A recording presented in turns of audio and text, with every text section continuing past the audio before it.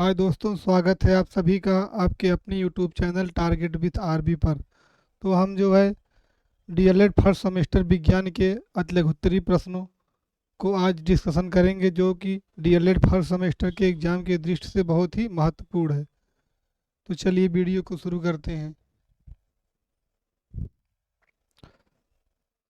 तो अतिलघुत्तरी में पहला प्रश्न है, पुष्प के मादा अंग के नाम लिखिए। इसमें पहला क्वेश्चन है, पुष्प के मादा अंग का नाम लिखिए। तो इसका उत्तर होगा, पुष्प के मादा अंग का नाम जो है वो है जयांग या कार्पल या स्त्री केसर। ये जो है पुष्प के मादा अंग के जो है ये तीन नाम है। अगला क्वेश्चन है, सजीव के एक लक्षण लिखिए। उत्तर होगा, पहला होगा निश्चित आकार एवं माप, दूसरा होगा कोशिकीय संरचना, तीसरा होगा गति और चौथा होगा श्वसन और पांचवा होगा उत्सर्जन।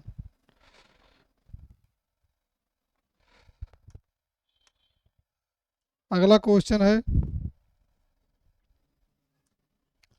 शाकाहारी तथा मांसाहारी जंतुओं के दो दो नाम लिखिए। अगला क्वेश्चन है, शाकाहारी तथा मांसाहारी जंतुओं के दो दो नाम लिखिए। तो इसमें पहला शाकाहारी जंतु जो है वो हाथी, दरियाई घोड़ा और बकरी होगा। और जो मांसाहारी जंतु पूछा गया है, तो मांसाहारी जंतु जो है कुत्ता, चीता, बाघ और भेड़िया। और कोई ज़रूरी नहीं है कि आप जो इसमें है वही लिखेंगे, आप अपने आप से भी लिख सकते हैं। अगला क्वेश्चन है, घर्षण बल किसे कहते हैं। घर्षण बल किसे कहते हैं, तो आंसर है, घर्षण बल जो है यदि तेज दौड़ते हुए आपका पैर अचानक केले के छिलके पर पड़ जाए तो आप जो है वो गिर पड़ेंगे। और कैरम बोर्ड पर पाउडर छिड़कने से गोटी बहुत तेजी से फिसलती है। तो हमारे जो हम चलते हैं वो घर्षण बल के कारण ही हम चलते हैं, जो कि हमारी पैर जो है वो पृथ्वी से छोड़ता है। अगर घर्षण बल ना रहे तो हमारा चलना जो है मुश्किल हो जाएगा। देखते हैं अगला क्वेश्चन। अगला क्वेश्चन है, पदार्थ की कितनी भौतिक अवस्थाएं होती हैं। तो, तो आंसर होगा, पदार्थ की जो है वो तीन अवस्थाएं होती हैं, ठोस, द्रव और गैस। ठोस के अणु जो है वो बहुत पास पास होते हैं, द्रव के थोड़ा हल्का दूर दूर होते हैं और गैस के सबसे ज़्यादा दूर होते हैं। अगला क्वेश्चन है, समय का मात्रक क्या है। तो समय का मात्रक जो है वो सेकंड है। समय का मात्रक वो है सेकंड है। अगला क्वेश्चन है, सजीव वस्तुएं क्या होती हैं। तो सजीव वस्तुएं वे होती हैं जिनमें जीवन का जो है वो संचार होता है। जिसमें जीवन का संचार होता है वे सजीव वस्तुएं होती हैं। अगला क्वेश्चन है, निर्जीव वस्तुएं क्या होती हैं। तो जिसमें जीवन का संचार ना हो वे सजीव वस्तुएं होती हैं। देखते हैं अगला क्वेश्चन।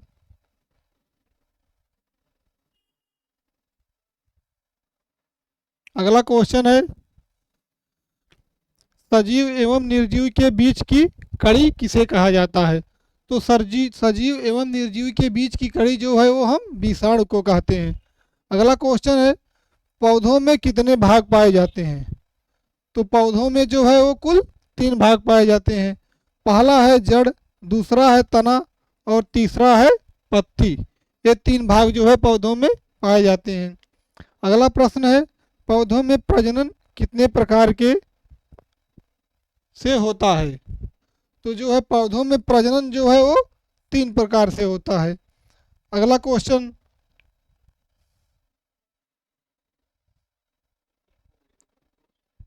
अगला क्वेश्चन है, पौधों एवं जंतुओं में प्रमुख अंतर क्या है। तो आंसर होगा, पेड़ पौधों में वृद्धि जीवन जो है वो पर्यंत होती है और जंतुओं में जो है वो वृद्धि एक निश्चित समय तक होती है। पौधों में जो है वो जीवन पर्यंत चलता रहता है और जो है जंतुओं में एक निश्चित समय पे रुक जाती है। तो यही अंतर होता है। अगला प्रश्न है, पौधों तथा जंतुओं में समानता संबंधी लक्षण बताइए। तो आंसर होगा, सभी पौधों एवं जंतुओं में अपने समान जीवों को उत्पन्न करने की क्षमता को ही हम जो है समानता होती है, क्योंकि जंतु भी अपने ही समान बच्चों को जन्म देते हैं और पौधे भी। अगला है पुष्प में कितने भाग होते हैं। तो पुष्प में जो है वो 4 भाग होते हैं। देखते हैं अगला क्वेश्चन।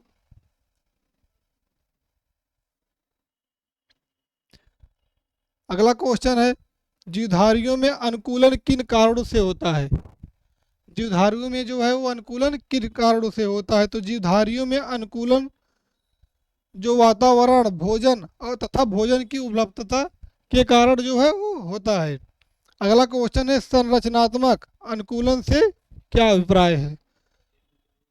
तो जीवधारी के शरीर की रचना में जब कुछ ऐसे परिवर्तन हो कि उस जाति को अपने आवास में रहने में अधिक सुविधा हो, तो उसे हम संरचनात्मक अनुकूलन कहते हैं। अगला क्वेश्चन है पौधों में जड़ का क्या उपयोग होता है। तो पौधों में जड़ का जो है उपयोग है वो भूमि से जल एवं खनिज लवण को उपलब्ध कराता है। देखते हैं अगला क्वेश्चन।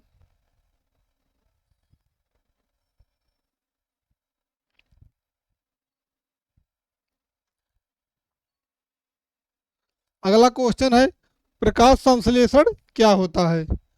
तो पौधों में जड़ों के द्वारा भूमि से अवशोषित जल तथा वायुमंडल से CO2 और को लेकर क्लोरोफिल की उपस्थिति में जो भोजन का निर्माण करते हैं, O2 मुक्त करने की प्रक्रिया को ही हम प्रकाश संश्लेषण कहते हैं।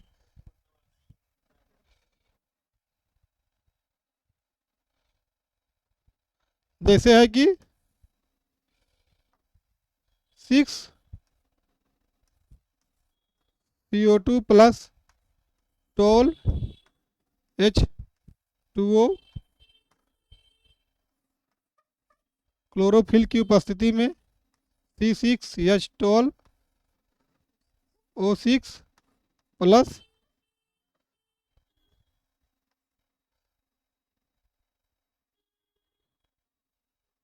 जो है CO2 होगा।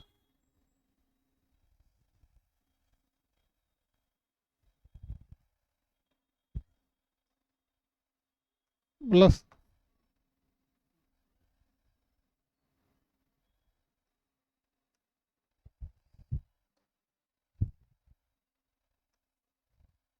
प्लस जो है CO2 मुक्त होगा। तो अगला क्वेश्चन है पर परागण क्या होते हैं। तो जब पुष्प के परागण उसी पुष्प के वर्तिकाग्र या उस पौधे के पुष्प के वर्तिकाग्र पर पहुंचते हैं, तो ऐसी क्रिया को ही हम जो है वो परागण कहते हैं। अगला क्वेश्चन है पुष्प के नर अंग का नाम लिखिए। तो पुष्प के नर अंग का नाम जो है वो पुंकेसर होता है। देखते हैं अगला क्वेश्चन। अगला क्वेश्चन है फलों में जल की मात्रा कितनी होती है। तो फलों में जो है जल की मात्रा वो 90% होती है। अगला क्वेश्चन है पौधों में जड़ का क्या कार्य है। तो पौधों में जड़ का कार्य यह है कि पौधे जो है भूमि में स्थिर रखने तथा भूमि से जल एवं खनिज लवणों का जो है वो अवशोषण करते हैं। अगला क्वेश्चन है जलीय पौधों को क्या कहते हैं। तो जलीय पौधों को जो है वो जलोदभिद कहते हैं। देखते हैं अगला क्वेश्चन।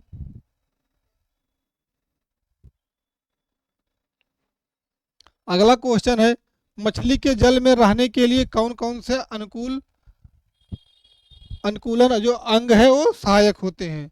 तो इसमें मछलियों के में जो है श्वसन के लिए गलफड़े तथा जल में तैरने के लिए इनका एक धारा रेखित शरीर होना जरूरी है। अगला क्वेश्चन है मूसला जड़ों को कितने भागों में बांटा गया है। तो मूसला जड़ों को कुल 3 भागों में बांटा गया है। पहला है शंकु रूप, दूसरा है कुंभी रूप और तीसरा है तर्क रूप।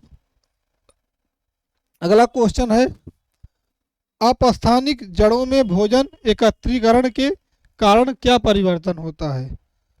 तो जो है अपस्थानिक जड़ों में भोजन एकत्रित होने के कारण जो है वो जड़ें कंद में बदल जाती हैं। कंद में बदल जाती है यानी कि जड़ें जो है उसकी फूल जाती हैं। देखते हैं अगला क्वेश्चन।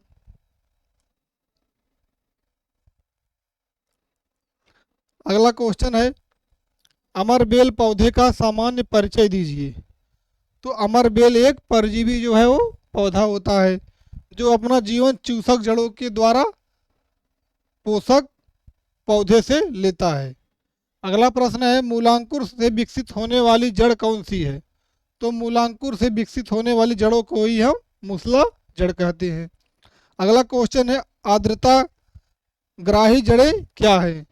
तो ऐसी जड़ें जो हवा में लटक कर अपने स्पंजी सिरों द्वारा जल वाष्प अवशोषित करके पौधों की जलापूर्ति करती हैं और इन्हें आर्द्रताग्राही व वायुवीय जड़ें कहते हैं, जैसे कि आर्किड की जड़ें। देखते हैं अगला क्वेश्चन। अगला क्वेश्चन है श्वसन जड़ें। श्वसन जड़ें जो है वो पौधों में पाई जाती हैं। श्वसन जड़ों को ही हम जलोद्भिद पौधों में जो है पाई जाती हैं। अगला क्वेश्चन है पत्तियां भोजन का निर्माण किस प्रकार करती हैं। तो जो है पत्तियां सूर्य के प्रकाश में भोजन का निर्माण करती हैं। अगला प्रश्न है पौधों का हमारे जीवन में क्या महत्व है। तो पौधे जो है श्वसन क्रिया के अंतर्गत हमें ऑक्सीजन प्रदान करते हैं जो कि हमारे लिए बहुत ही लाभदायक है और अनिवार्य भी है। अगला क्वेश्चन है पाँच पाँच पुष्पी तथा अपुष्पी पौधों के नाम लिखिए। तो पहला होगा पुष्पी पौधे। पुष्पी पौधे के अंतर्गत जैसे कि आम, नीम, अमरूद, सरसों और बरगद हैं। अगला है अपुष्पी पौधे। तो अपुष्पी पौधों के अंतर्गत बैक्टीरिया, कवक, शैवाल, मांस और फर्न आदि हैं। देखते हैं अगला क्वेश्चन।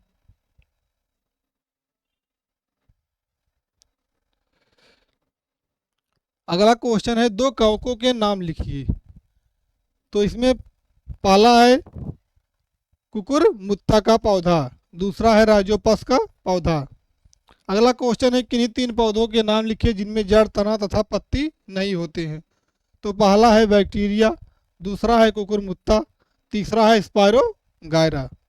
देखते हैं अगला क्वेश्चन। अगले क्वेश्चन में साग, झाड़ी तथा वृक्षों के पाँच पाँच उदाहरण लिखिए। तो सबसे पहले देखते हैं साग। तो साग में है सरसों, गेहूँ, मूली, तुलसी, सूर्यमुखी। अगला है झाड़ी। तो झाड़ी के अंतर्गत है चमेली, गुलाब, नींबू, करौंदा और गुड़हल। अगला है वृक्ष। तो वृक्ष के अंतर्गत जो है वो आते हैं ताड़, आम, नारियल, नीम और चीड़। अगला क्वेश्चन है किन्हीं दो बहुवर्षीय पौधों के नाम लिखिए। तो दो वर्षीय पौधों के नाम जो है वो है पीपल, नीम। देखते हैं अगला क्वेश्चन।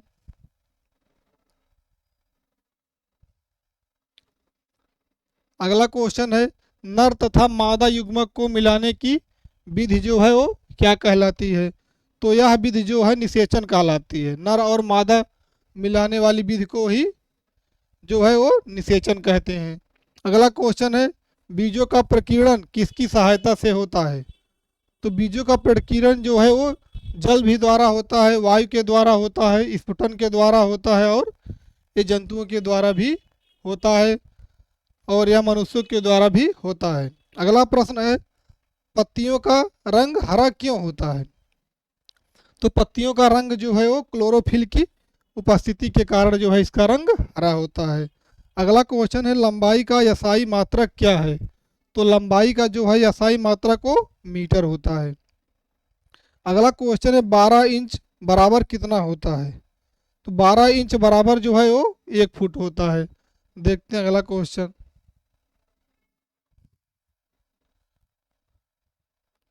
अगला क्वेश्चन है किसी ईंट का आयतन ज्ञात करने के लिए कौन सी 3 माप ली जाती है। तो इसमें आंसर होगा किसी ईंट का आयतन ज्ञात करने के लिए लंबाई, चौड़ाई और ऊंचाई। आयतन ज्ञात के लिए हम लंबाई, चौड़ाई और ऊंचाई ये 3 माप लेते हैं। अगला क्वेश्चन है शरीर का ताप किस तापमापी से मापते हैं। तो आंसर होगा शरीर का ताप जो है हम वो तापमापी थर्मामीटर से मापते हैं। अगला क्वेश्चन है स्वस्थ मनुष्य के शरीर का ताप कितना डिग्री सेल्सियस होता है। तो स्वस्थ मनुष्य का ताप जो है वो 37 डिग्री सेल्सियस होता है। अगला क्वेश्चन है माप के मानक मात्रक होना क्यों आवश्यक है। तो आप सभी लोग बताएंगे कि माप के मात्रक और मानक होना क्यों आवश्यक है। तो आंसर होगा हमारे दैनिक जीवन की अनेक वस्तुओं की लंबाई, चौड़ाई और क्षेत्रफल, आयतन, तौल आदि को सही ज्ञान के लिए जो है मापक और मात्रक का होना बहुत ही आवश्यक है। अगला प्रश्न है, लंबाई मापने में मीटर से छोटी तथा बड़ी किन इकाइयों का प्रयोग किया जाता है। तो आंसर होगा छोटी लंबाई के मापन के लिए जो है मीटर पैमाने का दसवां, सौवां तथा हजारवें भाग का प्रयोग किया जाता है, तथा बड़ी लंबाई मापने के लिए मीटर पैमाने के 10 गुना, 100 गुना, 1000 गुना बड़े मात्रकों का प्रयोग किया जाता है। देखते हैं अगला क्वेश्चन।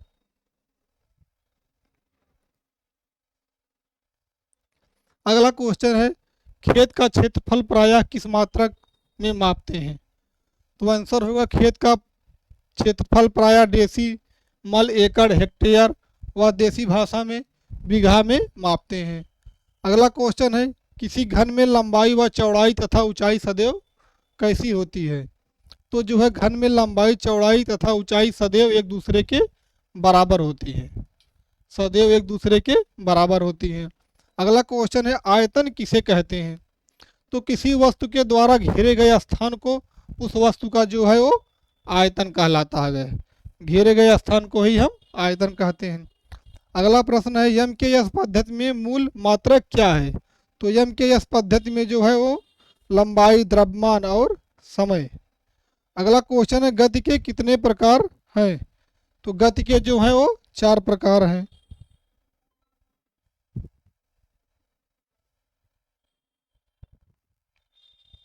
गति के 4 प्रकार हैं। पहला है रेखीय गति, दूसरा है घूर्णन गति, तीसरा है वृत्तीय गति और चौथा है दोलन गति। अगला है द्रव्यमान का मानक मात्रक क्या है। तो द्रव्यमान का जो मानक मात्रक होता है वो किलोग्राम है। अगला क्वेश्चन है, मानव शरीर का सामान्य ताप कितना होता है। तो मानव शरीर का जो सामान्य ताप है वो 37 डिग्री सेल्सियस होता है। अगला क्वेश्चन है, गति किसे कहते हैं। तो समय के अनुसार किसी वस्तु तथा उसके भाग की स्थिति में आए हुए परिवर्तन को ही हम जो है वो गति कहते हैं। अगला प्रश्न है, गति का प्रथम नियम बताइए। गति का प्रथम नियम बताइए। तो जो है वो गति का प्रथम नियम यह है कि यदि कोई वस्तु विरामावस्था में है तो वह विरामावस्था में ही बनी रहेगी जब तक उस पर कोई बाह्य बल ना लगाया जाए। वह उसी प्रकार चलती रहेगी जब तक उस पर कोई बाह्य बल ना लगाया जाए। ये जो है जड़त्व का नियम भी इसी को कहते हैं, प्रथम नियम को। अगला क्वेश्चन है, घूर्णन गति किसे कहते हैं। तो जब वस्तु अपने अक्ष के चारों ओर घूमती है तो वह गति जो है वह घूर्णन गति कहलाती है। देखते हैं अगला क्वेश्चन।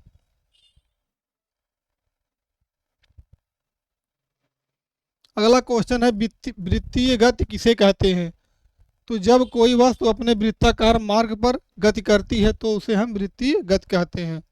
अगला क्वेश्चन है, बल किसे कहते हैं।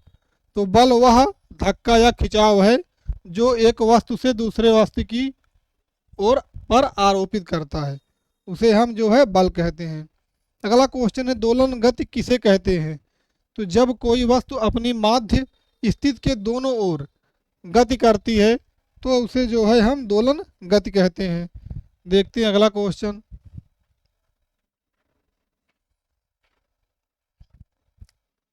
अगला क्वेश्चन है, दैनिक जीवन में झुके हुए तल को एक सरल मशीन की तरह आप कहां कहां पर उपयोग कर सकते हैं। तो इसमें जो है आंसर होगा झुके तल का मशीन की तरह प्रयोग करते हैं। जैसे कि लोहे के भारी सामान को मजबूत पटरा लगाकर ऊपर चढ़ाने में करते हैं, मकानों में सीढ़ी के रूप में करते हैं, पहाड़ियों पर घुमावदार सड़कों के रूप में करते हैं। अगला क्वेश्चन है, चाल से क्या तात्पर्य है। तो किसी बल द्वारा एकांक समय में चली गई दूरी को ही हम चाल कहते हैं। देखते हैं अगला क्वेश्चन।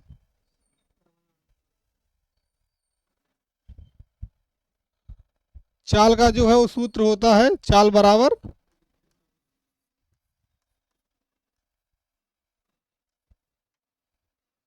दूरी बटे समय।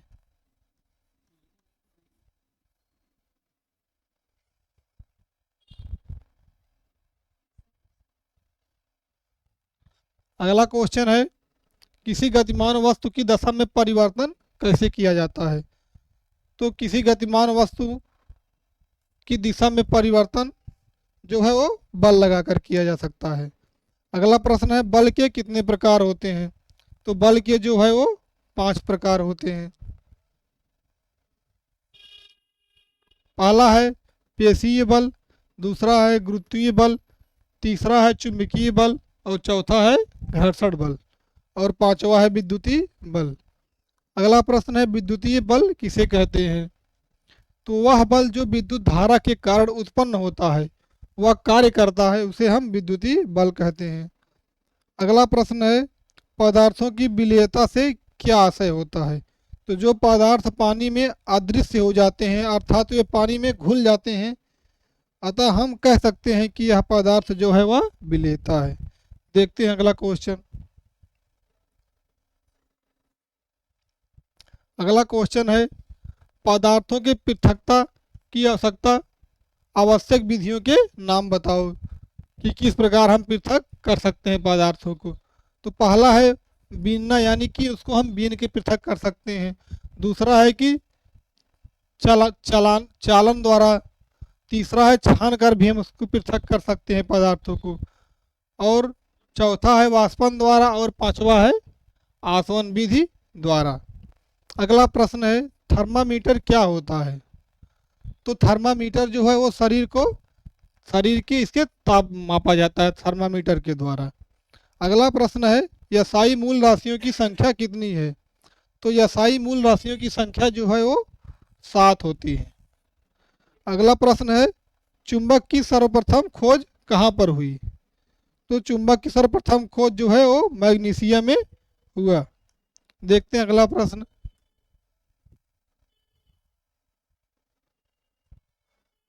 अगला प्रश्न है, मात्रक किसे कहते हैं।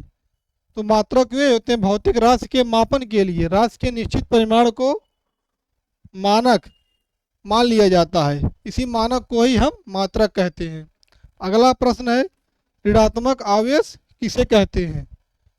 तो एबोनाइट की छड़ को फैलाने से रगड़ने पर छड़ में प्राप्त होने वाला आवेश को ही हम जो है वो ऋणात्मक आवेश कहते हैं।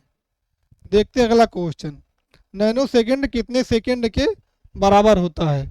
तो नैनो सेकेंड जो है वो 10 की घात -9 के बराबर होता है। अगला प्रश्न है, द्रव्यमान एवं वेग के गुणनफल को क्या कहते हैं। तो द्रव्यमान एवं वेग के गुणनफल को हम जो है वो संवेग कहते हैं। द्रव्यमान एवं वेग के गुणनफल को हम संवेग कहते हैं। देखते हैं अगला क्वेश्चन।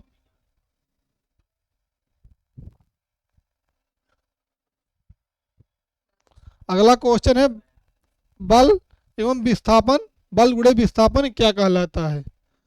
तो आंसर होगा बल गुणे विस्थापन जो है वो बराबर कार्य होता है।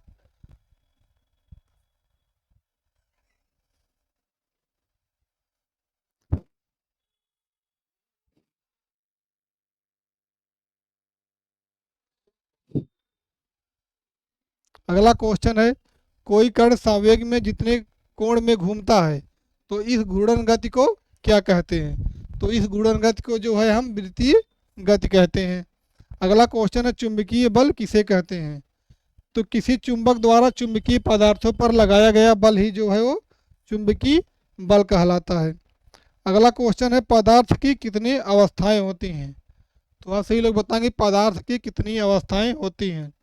तो पदार्थ की जो है वो 3 अवस्थाएं होती हैं, ठोस, द्रव और गैस। अगला प्रश्न है, वे पदार्थ कौन से हैं जो ठोस, द्रव तथा गैसीय अवस्थाओं में रहते हैं। तो आंसर होगा गंधक एवं जल। अगला प्रश्न है, पदार्थ की वह अवस्था बताइए जिसमें अंतरा आणविक अवकाश सबसे अधिक होता है। तो वे पदार्थ होते हैं जो है वो पदार्थ की जो है वो गैसीय अवस्था में अंतराणविक अवकाश जो है वो बहुत दूर दूर होता है। देखते हैं अगला क्वेश्चन। अगला प्रश्न है पृथक्करण किसे कहते हैं। किसी मिश्रण में विलेय अथवा अविलेय पदार्थों को अलग करने की प्रक्रिया को ही हम जो है वो पृथक्करण कहते हैं। अगला प्रश्न है विलायक किसे कहते हैं। तो कोई पदार्थ जब किसी द्रव में घुलता है तो उस पदार्थ को उस द्रव में विलेय तथा द्रव को विलायक कहते हैं। अगला क्वेश्चन है यौगिक क्या है। तो दो या दो से अधिक तत्वों के परमाणु की निश्चित अनुपात को में मिलने वाले को ही हम यौगिक कहते हैं। देखते हैं अगला क्वेश्चन।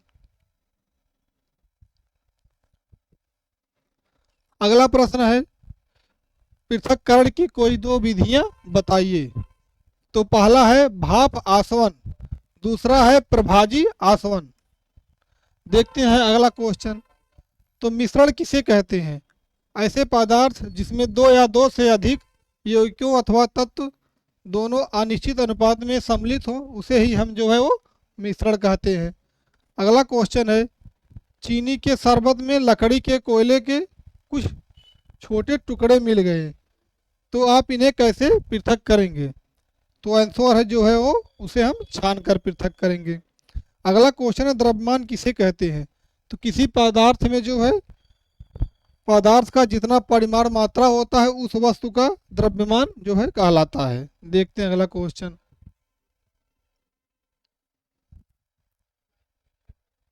अगला क्वेश्चन है मीट्री पद्धति किसे कहते हैं। तो वर्ष 1990 में फ्रांसीसियों ने मापन की एक मानक प्रणाली की रचना की उसे ही हम मीट्री पद्धति कहते हैं। अगला क्वेश्चन है कुछ प्रमुख भौतिक राशियों के नाम बताइए। तो इसमें जो है लंबाई, द्रव्यमान, क्षेत्रफल, समय, ताप और आदि होगा। अगला प्रश्न है समय का मानक मात्रक क्या है। तो समय का जो है वो मानक मात्रक जो है वो सेकंड होता है। अगला है आयतन का मानक मात्रक क्या होता है। तो आयतन का मानक मात्रक जो है वो घन मीटर होता है।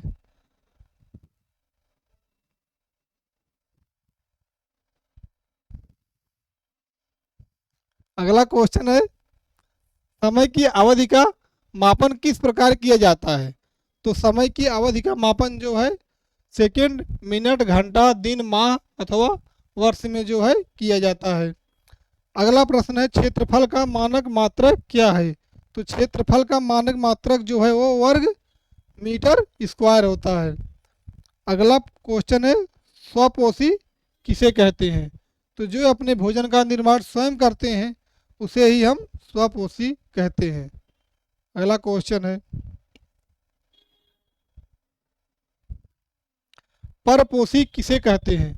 जो अपना भोजन स्वयं न बनाकर दूसरे पर निर्भर रहते हैं उन्हें हम परपोषी कहते हैं। अगला क्वेश्चन है श्वसन का क्या अर्थ है। तो जीवधारी सांस के द्वारा वायु से ऑक्सीजन गैस जो है वो लेते हैं और कार्बन डाइऑक्साइड गैस को छोड़ते हैं। इस प्रक्रिया को ही हम श्वसन कहते हैं। देखते हैं अगला क्वेश्चन। अगला क्वेश्चन है प्रमुख श्वसन अंगों के नाम बताइए। तो श्वसन अंगों के नाम जो है फेफड़े हैं, गलफड़े हैं आदि। अगला क्वेश्चन है अनुकूलन किसे कहते हैं। तो प्रत्येक जीवधारी की आदतें तथा शारीरिक बनावट उसके परिवेश के अनुकूल बन जाती है, इसी को जो है हम अनुकूलन कहते हैं। अगला प्रश्न है जलीय पौधे एवं जलीय जंतु किसे कहते हैं। तो जल में रहने वाले जंतु को पौधे और जंतु को क्रमशः जलीय और स्थल पर रहने वाले जंतु एवं पौधे को स्थलीय कहते हैं। अगला क्वेश्चन देशांतरण से क्या अभिप्राय है। अगला क्वेश्चन है कि देशांतरण से क्या अभिप्राय है। तो जो है पक्षी भोजन की खोज में उड़ते रहते हैं। कुछ पक्षी किसी खास मौसम में एक देश से दूसरे देश तक पहुंच जाते हैं, तो इसी प्रक्रिया को ही हम पक्षियों का देशांतरण कहते हैं। अगला प्रश्न है अंकुरण के लिए क्या आवश्यक है। तो अंकुरण के लिए जो बीजों के लिए वायु, पानी और उचित ताप की आवश्यकता होती है। अगला प्रश्न है मृतिका किसे कहते हैं। तो पके हुए बर्तनों को ही हम मृतिका कहते हैं। अगला है खिड़कियों में किस प्रकार का कांच का प्रयोग किया जाता है। तो खिड़कियों में जो है वो साधारण या मृदु कांच का उपयोग किया जाता है। देखते हैं अगला क्वेश्चन। अगला क्वेश्चन है पुष्प के मुख्य 4 भागों के नाम लिखिए। तो पुष्प के 4 भाग जो पहला है बाह्य दल पुंज, दूसरा है दल पुंज, तीसरा है पुमंग और चौथा है जयांग। अगला प्रश्न है गति के द्वितीय नियम को परिभाषित कीजिए। तो गति का द्वितीय नियम जो है किसी वस्तु पर बाहर से लगाया गया बल F उस वस्तु के द्रव्यमान m तथा उस वस्तु के बल की दिशा के उत्पन्न त्वरण A के जो है गुणनफल के बराबर होता है। देखते हैं अगला प्रश्न।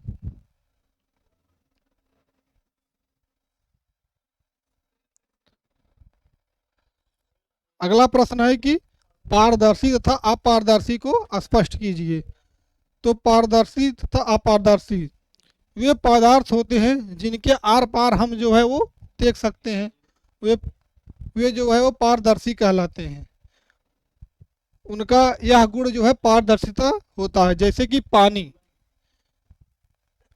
कांच आदि। और ये पदार्थ जिनको हम आर पार जो है इस पार से उस पार नहीं देख सकते हैं, उसे हम अपारदर्शी कहते हैं। जैसे कि कुछ पदार्थ वायु है और कुछ पदार्थ ऐसे भी होते हैं जिससे धुंधला दिखाई पड़ता है, इन्हें हम पारभासी कहते हैं। जैसे कि तेल तथा कागज, वाटर पेपर, पॉलीथीन आदि। तो आज के लिए इतना ही, मिलते हैं अगले वीडियो में। वीडियो पसंद आए तो अधिक से अधिक डीएलएड फर्स्ट सेमेस्टर के भाइयों के और भावी अध्यापकों के पास भेजिए ताकि उनको भी पढ़ने के लिए अवसर मिले, और वीडियो को अधिक से अधिक शेयर कीजिए। और डीएलएड संबंधित किसी भी जानकारी के लिए हमारे चैनल से जुड़े रहिए, आपको हर जानकारी मिलती रहेगी। और अधिक से अधिक शेयर करिए। बीटीसी कोई भी समस्या हो तो हमसे संपर्क कर सकते हैं। आप सभी का धन्यवाद।